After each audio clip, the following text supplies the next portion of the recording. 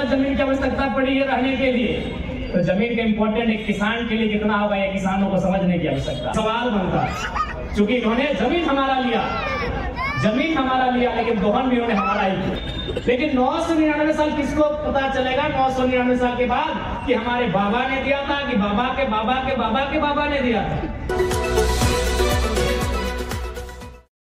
Company factory की शुरुआत होती है, कोई कल कारखाने की शुरुआत होती है, कोई कंपनी फैक्ट्री की शुरुआत होती है, तो दो चीज इंपॉर्टेंट होता है, एक पूंजी और दूसरा जमीन।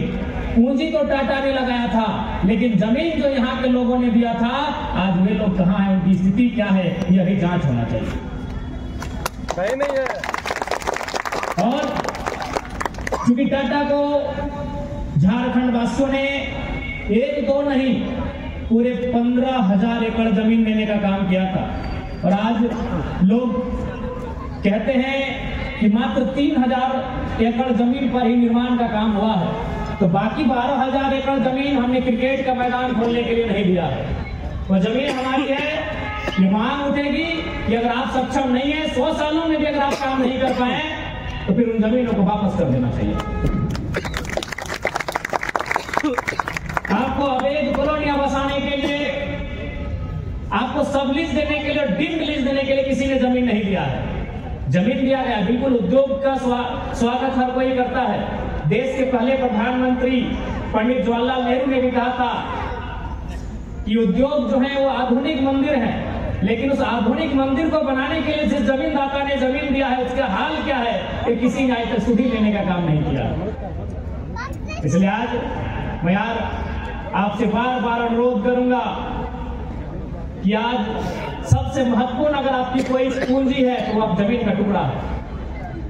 जमीन का टुकड़ा सबसे बड़ी पूंजी है आपकी, क्योंकि आपके पिताजी अगर डॉक्टर का नौकरी करते हैं, आपके पिताजी अगर वकील की नौकरी करते हैं, मास्टर की नौकरी करते हैं, तो गारंटी नहीं है कि उनका बेटा मास्टर डॉक्टर वकील बनेगा। लेकिन जिनके पास जमीन है, गारंटी है कि उनके आने वाली पीढ़ी उसी जमीन से अपना जीविका उपार्जन कर सकती है। जमीन आपकी सबसे बड़ी पूंजी है। जमीन जिसे हम लोग अचल संपत्ति कहते हैं, जो हमेशा अस्थायी होती है, और एक जगह से दूसरे जगह तक उठा के नहीं ले जा सकता है। और ये संदेश तो आपको समझना चाहिए। दुनिया के सबसे धनी व्यक्ति एक समय हुआ करते थे बिल गेट्स, आज शायद एलन मस्क दुनिया के सबसे धनी व्यक्ति हैं। भारत में आप अंबानी अडानी का नाम सुने होंगे, तो दुनिया के सबसे धनी व्यक्ति थे बिल गेट्स। उन्होंने भी अपने शेयर को, अपने माइक्रोसॉफ्ट के शेयर को जमीन में लगाने का काम किया है। उन्होंने हाल फिलहाल 1000 वर्ग किलोमीटर जमीन खरीदा है, जो कि झारखंड के रामगढ़ जिला के बराबर होता है। थोड़ा सा अंतर है, एक जिला के बराबर उन्होंने जमीन खरीदा, क्योंकि उनको भी मालूम है जमीन सबसे बड़ी पूंजी होती है। इसलिए आज पूरे प्रधान वासियों को, टाटा वासियों को अपनी जमीन की लड़ाई को लड़ने की आवश्यकता है, क्योंकि अगर जमीन है तो आपका कल है, जमीन नहीं है तो आपका कल नहीं है। जमीन है तो आपकी सभ्यता है, जमीन है तो आपकी संस्कृति है, जमीन है तो आपकी पहचान है, जमीन है तो आपका गांव है, आपका टोला है, आपका मोहल्ला है, आपका कस्बा है, आपका परिवार है। जमीन नहीं है तो कुछ भी नहीं है। एक कवि थे रामाशंकर विद्रोही, वो अपनी एक कविता को लिखते थे कि मैं किसान हूं और मैं आसमान में धान बोने जा रहा हूं। तो कुछ लोग मजाक उड़ाते हैं, अरे पगले आसमान में क्या धान लगेगा? तो कहते हैं कि अगर धरती में भगवान जम सकता है तो आसमान में हम धान जमाएंगे। लेकिन आज धरती में भगवान आ गए हैं। भगवान कहने का मतलब सभी धर्म को मानने वाले जो भगवान है, देवता भूता है, ईश्वर अल्लाह है, उन्होंने धरती में अपना आशियाना बना लिया है। यानी समझ के देखिए जमीन कितना इंपॉर्टेंट। हम कहना क्या चाहते हैं उसके अर्थ को समझिए। जिसने दुनिया को बनाया है, लोग कहते हैं ना भाई कि मेरे ईश्वर ने, मेरे अल्लाह ने, मेरे रब ने, मेरे खुदा ने, मेरे वाहिगुरु ने दुनिया बनाया है, उसे भी धरती में 2 गज जमीन की आवश्यकता है। उसे भी धरती में 2 गज जमीन की आवश्यकता पड़ी है रहने के लिए। तो जमीन का इंपॉर्टेंट एक किसान के लिए कितना होगा, ये किसानों को समझने की आवश्यकता। पुनः मैं यही कहूंगा, जब ये सत्र स्टार्ट होगा, बजट सत्र, उसमें टाटा लीज नवीकरण का मामला, जमीन अधिग्रहण का मामला, 100 वर्षों में जो उन्होंने जमीन अधिग्रहण किया था और 100 वर्षों के बाद भी जो उन्होंने कार्य किया है, जरूर उस मामले को रखा जाएगा।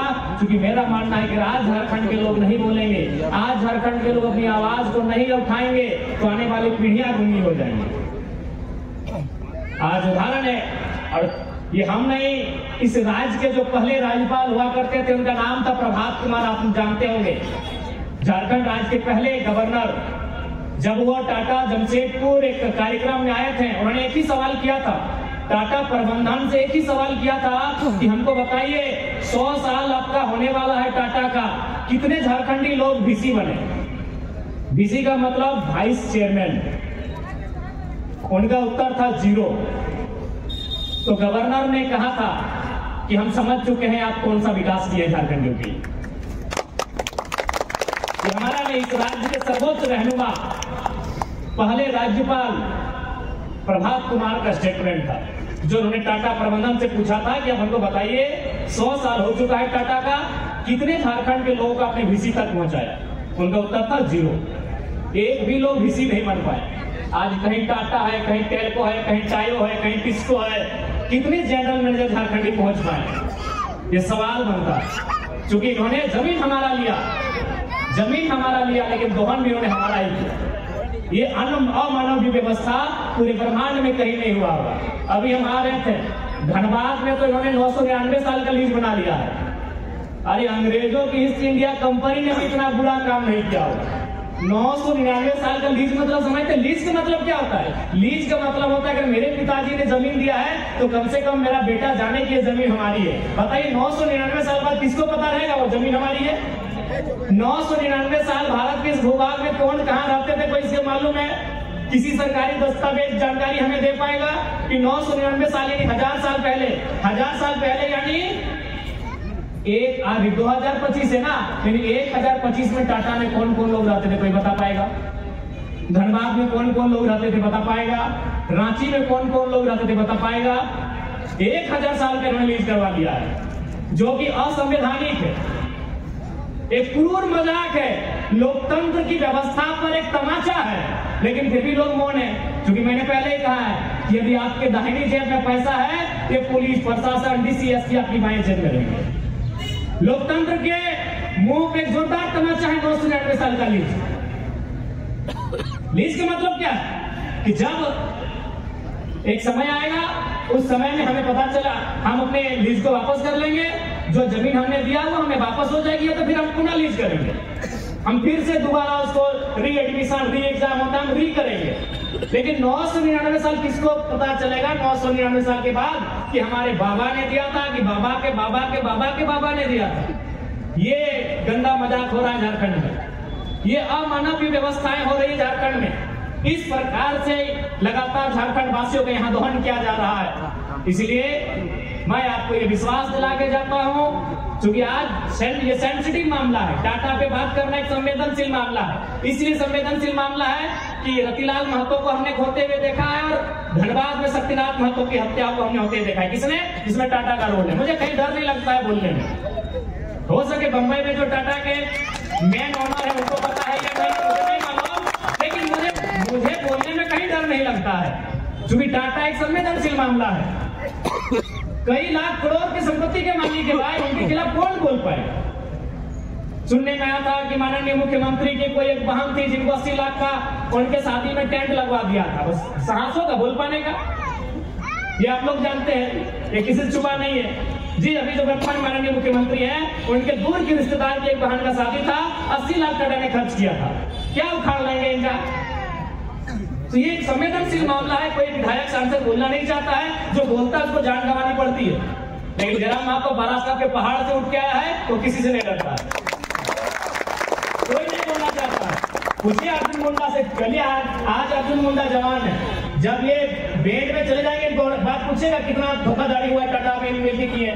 आज चंपा सोरेन अभी राजनीति कर रहे हैं, जिस दिन बिस्तर में चल चुके आदमी सच का बोलता है जब वो बिस्तर में होता है, उस दिन पूछेगा मीडिया बंधु की सच्चाई क्या है, ये लोग बोल के जाएंगे।